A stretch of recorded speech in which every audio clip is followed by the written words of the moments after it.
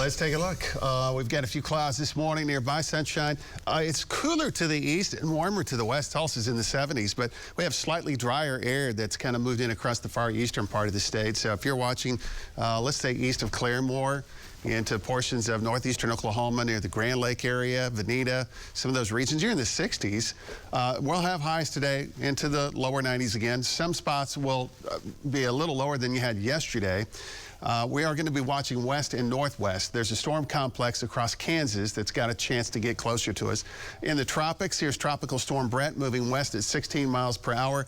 Doesn't look like it's going to become a hurricane. Yesterday, it officially did briefly reach hurricane status, but today it looks like from the standpoint of Saturday and Sunday, it should encounter some shear as it gets south of Cuba and Puerto Rico and start to weaken a little bit. But hurricane watches, tropical storm watches are posted for the Lesser Antilles. All right, now 70s this morning, 80s at the noon hour, and by 1 o'clock we're in the lower 90s, and we'll stay that way until 7. By 8, 9, and 10 o'clock tonight, we're going to drop down into the 80s. We do have the heat advisory that's over the Tulsa Metro because of the heat stress that's building day after day after day with a lot of folks without air conditioning. The real deal heat index numbers right in through here, south central Oklahoma and then north central Texas.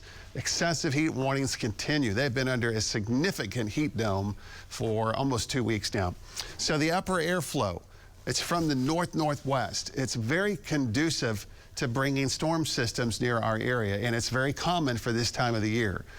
Even with the ridge of high pressure centered just a little bit south of us, on the northern part of that ridge, we have the chance for some of these storm complexes to drop closer to us. So this morning, this started about 2 o'clock with one storm. It's now a small complex. It's dropping east-southeast. It's not a fast mover, but that's a severe thunderstorm watch that goes until 11 across west central Kansas. Some of that might cross over I-35 and get into northwestern sections near Pawnee, Pawhuska, Osage County, near Sedan, Kansas, early afternoon. Drier air, which I just mentioned because the temperatures are cooler in eastern Oklahoma, is here. It tries to move a little bit westward later today.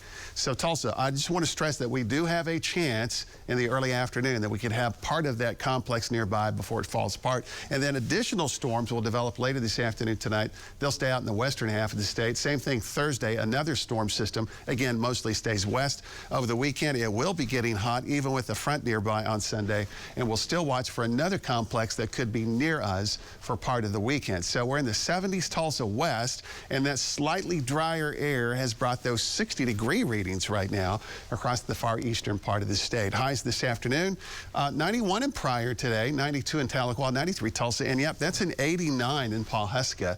The anticipation with some clouds and maybe even a thunderstorm with that complex later today.